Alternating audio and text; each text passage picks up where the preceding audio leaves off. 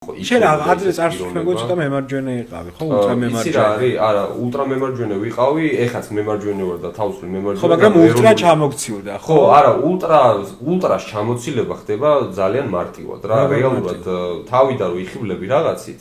აი რითი მოიხიბლე გაფიცებ. არა, რითი მოიხიბლე და პირველად ეხა ჩემი მემარჯვენეობა დაიწყო პირდაპირ ვიტყვი ქაკუცა ჩოლოყაშვილის და გიორგი მაზნიაშვილის მეგონებების კითხვით. არა, მე გეუბნები ულტრა მემარჯვენე, აი როდესაც რაღაც ცოტა აგრესიულიც იყავი, ხო? კი, აი ეროვნულ ღირებულებებზე როდესაც მიდის საქმე, მე უყურე მარტო ქართველები ხوار ყავდა მემარჯვენეები, გადადიხარ ცოტა იქით, უფრო მარჯვნივ გადადიხარ იმიტაციხლებ და აი თავიდან როდესაც ეს არის ახალი და აღტაცებული ხარ და გაინტერესებს. მზად ხარ რომ ეს ყველაფერი ჩაიყარო გონებაში. და ამით მოძრაობა ანუ რეალურად გულანთებული იყავი და ჯეროდა რომ ნუ საქართველოს გვართმევდნენ და რაღაც ეგეთი. არა, საქართველოს გვართმევდნენ, აი მე ძალიან მარტივად ვიტყვი, მემარჯვენეობა ჩვენ პერიოდში გახდა ძალიან ისეთი საძაგებელი სიტყვა ბოლო წლებში. თუმცა შენ თაობაში ცოტა მოდურია. ჩემ თაობაში და მე ვისთან ერთადაც გავხდი მემარჯვენე და იმ ბიჭებთან ერთად რომთაც ვიყავი და მარტო ბიჭები გოგოები იყვნენ, მაშინ პატარები ვიყავით თუ რაც ვიყავით, ჩვენ პირველ რიგში რა ვიცოდით? ეს არ იყო რომ აი ამერიკა გვართმევს რაღაც.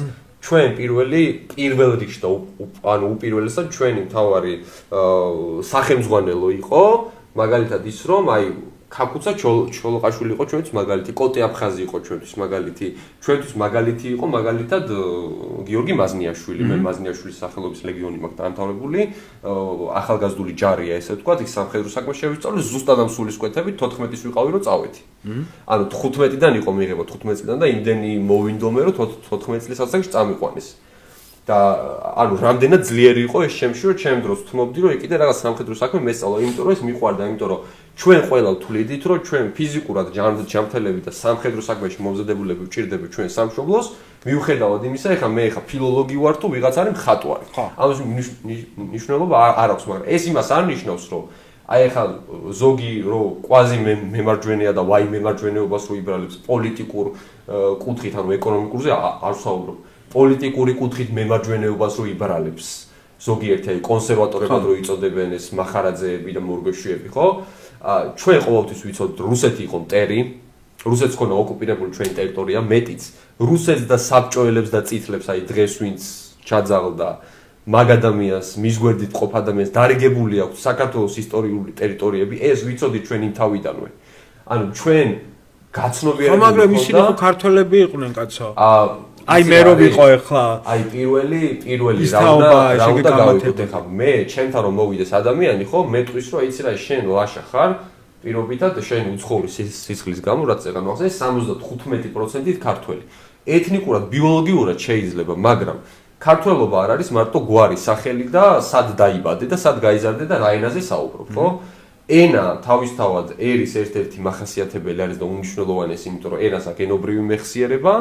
და ამაზე სხვათა შორის კვლევები მიდის ძალიან საინტერესო და ამაზე უამრავი თეორია არის რომ მაგალითად აი ბავშვი რო იბადება და გენით რო არის ქართველი ან აი ჩემ შემთხვევაში როგორც არის რაღაცა სლავური მირებია რომ ის უკვე მას თავიდანვე დაყვა ის რომ აი ქართულად მაგალითად ქართული უფრო მარტივად აითვისოს და აკრიფოს რა ანუ ამაზე არის რაღაც გარკვეული თეორიები ხა ამაზე ენათმეცნიერები იმდენად ვერ თაქვდებიან ბოლომდე ამაზე კიდე მიდის რაღაც კვლევები და ეს საკმაოდ დამტკიცებადი ის არის თეორია ენა ერთი მეორე შეხედულება პოლიტიკური ის რატომ იმიტომ რომ ჩვენ ისტორიას ახსოვს ძალიან ბევრი ადამიანი ცოცხლები ყავს ეგეთები რომლებიც სახელით გვარით წარმომავლობით ქართველები არიან თან ვერ იტყვი რომ ბჭყალებში არასახელოვანი ქართველები აი დიდებული წინაპრები ყავდათ აი ხა პირდაპირ მოვიყვან მაგალითს არ დამიზარება ფალავანდიშვილები რომლებიც ახლა იმ ვაი მემარჯვენე ფლანგზე დგანან და რუსეთს ჩაკოლავი მიცოდა ხო არა ვიცი კი და ანუ ფალავანდიშვილები არიან ხო ანუ ჯერ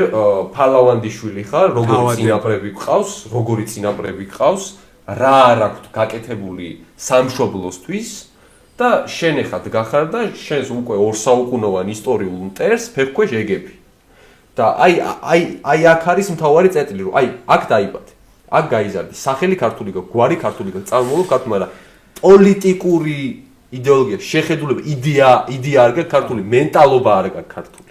ეს არის მთავარი. შენ ესე იგი შენ თვლი რომ შენ საუბარს აქვს ქართული მენტალობა. კი, იცი რა არის? იმიტომ რომ ჩვენ გვახსოვს ძალიან ბევრი ადამიანი პირდაპირ აი უმაგრეს მაგალითს მოვიყვანე ხა გიორგი მაზნიაშვილი არ იყო ქართველი ეთნიკურად.